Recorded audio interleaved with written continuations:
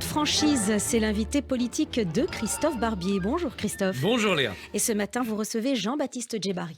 Jean-Baptiste Djebbari, bonjour. Bonjour Monsieur Barbier. Vous êtes en charge des transports au gouvernement. 2 poids, 2 mesures, expliquait hier soir Daniel Fasquelle, maire LR du Touquet, parce que le Pas-de-Calais sera confiné ce week-end, mais aucun département d'Île-de-France. N'a-t-il pas un peu raison ?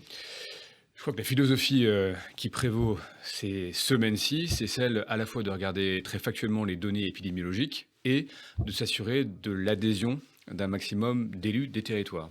Or, vous savez que dans le Pas-de-Calais, certains élus se sont prononcés, sans préempter ce que dira le Premier ministre ce soir, mais se sont prononcés pour accompagner un confinement le week-end, alors que les élus d'Île-de-France l'ont plutôt écarté au motif que d'autres mesures complémentaires pouvaient venir apporter une protection supplémentaire. Donc, moi, je redis ce que j'ai dit à plusieurs reprises, mais il me semble qu'une bonne stratégie sanitaire, c'est celle qui protège en dur, si je puis dire, sur le plan des mesures sanitaires, et c'est celle qui suscite l'adhésion des élus et des populations. Mais il y aura des mesures complémentaires. On peut imaginer une lutte contre les attroupements ou contre les groupes de personnes trop importants s'il y a du soleil. C'est vrai qu'on a vu, notamment la semaine dernière, sur les quais de Seine à Paris et dans d'autres endroits, effectivement, des attroupements qui paraissent, là, pour le coup, ne pas présenter toutes les garanties sanitaires de non-circulation du virus. Donc le Premier ministre et Olivier Véran auront à s'exprimer ce soir. Je pense qu'ils seront très précis sur le sujet. Alors il y a d'autres départements qui vont mieux ou moins mal. Le vôtre, par exemple, 46% seulement des lits occupés par la Covid. Une incidence, c'est notre chiffre maintenant, à 107, quand on est à plus de 400 dans le Pas-de-Calais. Pourquoi, dans ce département, dans les départements de l'Ouest, ne pas repousser le couvre-feu à 20h, ouvrir les terrasses de café ? Parce que pour l'instant, nous vivons une situation globale en France avec l'arrivée de ces variants, que les chiffres, vous l'avez vu, semaine après semaine, sont dynamiques, varient de façon assez hétérogène, vous l'avez dit, mais aussi assez dynamique. L'Allemagne, qui est confinée de façon assez stricte et quasiment globalement, a aussi subi l'impact du variant. Donc il y a une précaution qui est prise pour appréhender ces situations locales qui, vous l'avez dit, sont différentes. La Haute-Vienne, j'ai une explication, c'est un territoire dans lequel on vit bien. Vous savez que c'est, je crois, le territoire dans lequel la démographie, en tout cas, on vit le plus longtemps. Donc, ils doivent râler en ce moment, parce qu'ils pourraient vivre plus, ils pourraient vivre mieux. J'entends bien. Je pense qu'avec aujourd'hui l'amélioration constante des traitements, avec la politique de vaccination qui se déploie, avec la vaccination des plus fragiles, 80% dans les EHPAD, on commence aussi à se donner un horizon. Mi-avril, comme l'a dit Gabriel Attal ? Je crois que c'est ce qui paraît effectivement, c'est ce qui paraît de bon sens, même s'il faut être prudent en la matière. Nous avons vu que bien souvent les pronostics politiques ont été détrompés par la réalité des faits. Mais ce qui est sûr, c'est qu'avec ces progressions simultanées, les traitements, les vaccins, avec le climat dont on a vu, et notamment les beaux jours qui pouvaient avoir un impact positif sur la propagation du virus, espérons que le milieu du printemps sera effectivement un moment plus joyeux pour les Français. 80% de vaccinés en EHPAD, vous le rappeliez, le Conseil d'État a dit qu'il faut laisser sortir les patients qui veulent sortir, qui veulent respirer. Oui, bien sûr, j'ai vu ce recours qui a donc été jugé et qui permet à cette famille qui en avait fait la demande effectivement de retrouver un peu de souplesse dans les visites hors de l'EHPAD.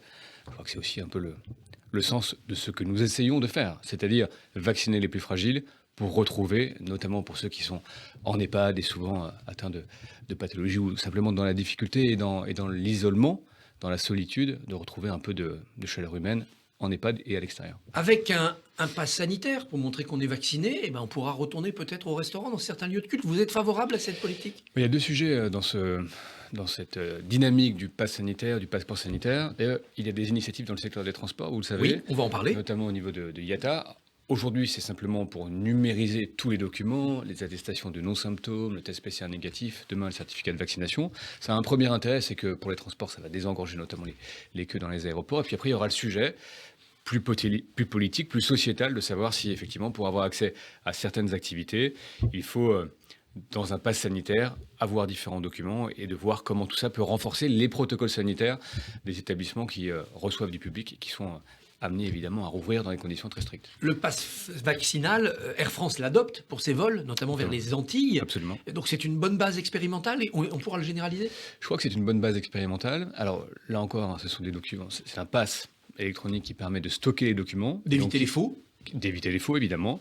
Et puis surtout de désengorger à l'arrivée et au départ dans les aéroports. Vous savez qu'il y a plusieurs queues, d'abord pour montrer les documents médicaux, puis après pour vérifier le test PCR, puis ensuite pour vérifier le passeport à la police aux frontières. Donc tout ça crée des engorgements et donc on a besoin de plus de fluidité dans un moment où en plus on n'a pas beaucoup de trafic.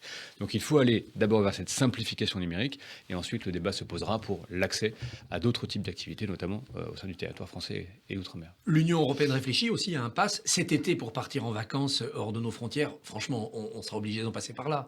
En tout cas, ce qui est sûr, c'est qu'il faut une réflexion et une action coordonnée au niveau européen. Sinon, on aura, comme on l'a un peu vécu d'ailleurs dans les moments les plus aigus de la crise, des mesures dissymétriques qui pourront non seulement empêcher les Européens de circuler, mais en plus qui n'apporteront pas de solutions très pratiques au contrôle et à la maîtrise de la circulation du virus. Donc il faut avoir cette discussion européenne, il faut rapidement se mettre d'accord sur un cadre, c'est porté par le président de la République de façon très claire, il l'a redit au Conseil européen de la semaine dernière, et moi je souhaite que nous avancions, et je vous confirme que nous avons des discussions notamment au niveau des ministres des Transports européens sur ce sujet. Le défi, c'est aussi le redressement économique, particulièrement dans les secteurs dont vous avez la charge. Air France a perdu 7,1 milliards en 2020 pour 11 milliards de chiffre d'affaires, donc on voit l'ampleur de la perte. 11 milliards, c'est aussi le chiffre de sa dette. Franchement, est-ce que c'est aux contribuables de payer? Est-ce qu'il n'est pas temps de dire Air France, on pourrait le vendre, le privatiser, le fermer, séparer Air France KLM? D'abord, ce sont des prêts qui ont vocation à être remboursés. Ensuite, Air France, KLM, Air France est une compagnie aérienne qu'on peut qualifier de systémique, comme à l'époque on a qualifié les banques de systémique. C'est un actif stratégique, c'est essentiel pour l'industrie aéronautique, pour le rayonnement de la France, pour la liberté de déplacement des Français et plus largement de ceux qui empruntent ces lignes. Donc c'est un actif stratégique.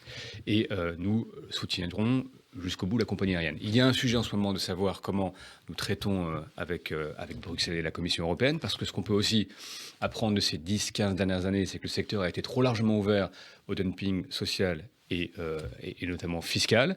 Beaucoup de compagnies low cost ont profité et ont très clairement exploité les zones grises du droit européen. Et donc, à la reprise, il est nécessaire d'avoir un secteur qui soit consolidé, des entreprises systémiques qui, effectivement, puissent continuer à produire et à vivre de leurs services en s'assainissant sur le plan financier, et qu'on ait une régulation sociale qui a manqué, notamment dans le secteur des transports routiers, aériens, maritimes, qui permettent de faire repartir l'Europe sur des bons pieds en termes de concurrence équitable. Est-ce que vous soutenez les familles qui, dans l'affaire du crash Rio-Paris, demandent un procès? Parce que Air France et Airbus ont été sortis de l'affaire et les familles le vivent mal. Alors évidemment, je comprends les mots des familles. Moi, j'ai travaillé comme expert judiciaire sur ce dossier, donc je ne peux pas m'exprimer, si vous voulez, sur ce dossier. Je connais très bien quelques familles qui ont malheureusement souffert de cette épouvantable tragédie. L'aviation, c'est aussi l'impact sur le climat. La loi climat, article 35, supprime les vols quand on peut faire le voyage en 2h30 de train. Mais c'était prévu pour 4 heures dans les réquisitions de la Convention citoyenne. Il faudrait même 4h30, disent des experts, pour que vraiment l'impact écologique de l'aviation soit plus faible à l'horizon de l'accord de Paris. Donc là, avec cette loi, seules 5 liaisons seront concernées, 0,5% des émissions de CO2 liées à l'avion. On a l'impression que c'est petit bras quand même. Non, mais il y a plusieurs sujets. Le premier sujet, c'est de savoir combien pèsent les émissions du transport aérien maintenant et d'ailleurs dans le futur. Aujourd'hui, c'est à peu près 4% des émissions mondiales, c'est un peu moins en France. Et nous avons besoin de l'avion, y compris d'ailleurs pour notre territoire national. Vous savez qu'aujourd'hui, quand vous êtes dans le Grand Massif central, à Limoges, à Brive, à Rodez, à Clermont-Ferrand, vous êtes à plus de 3 heures, parfois 3h30 en train. Et les entreprises du Grand Massif central, pour ne prendre que cet exemple-là, ont besoin d'avions. Ce sont des lignes que nous subventionnons. Et donc, il y a une complémentarité entre les modes de transport. Certains veulent souvent attaquer l'avion pour favoriser le ferroviaire. Moi, je le dis, nous sommes le gouvernement qui avons le plus favorisé le ferroviaire de l'histoire des transports. 35 milliards de dettes reprises, 5 milliards de plans de relance pour le ferroviaire, la moitié du plan de relance consacré au mode ferroviaire. Donc, il y a une complémentarité des modes et non une concurrence. Il y a une transition énergétique du secteur. Je rappelle que nous avons des leaders mondiaux en la matière, Airbus, Safran. Safran motorise plus de 50% de la flotte moyen courrier, par exemple. Et donc, tout ce que l'industrie aéronautique française saura inventer aura également un impact environnemental notamment l'hydrogène. Majeur, notamment l'hydrogène, mais pas que. Les biocarburants durables, qui sont une réalité de maintenant et qu'on peut incorporer.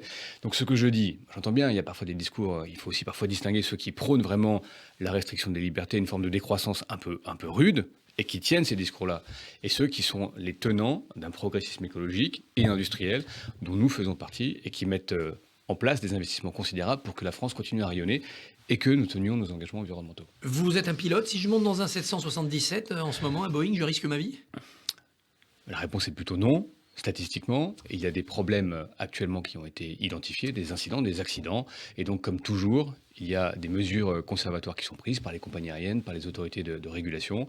Et toutes les mesures de sécurité seront ajoutées pour permettre la reprise, ou en tout cas la continuité des opérations de la façon la plus sécuritaire possible. Vous parliez de l'effort sur le ferroviaire, 3 milliards de pertes à la SNCF en 2020. Ça ne va pas freiner quand même, notamment les trains du quotidien, votre priorité? Alors, des pertes beaucoup sur le TGV. Vous savez que dans le groupe SNCF, ce qui fait la entre guillemets, rentabilité du groupe, c'est le TGV.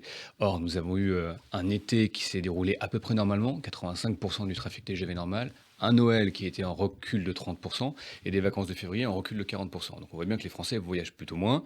C'est normal, ce sont les conditions sanitaires.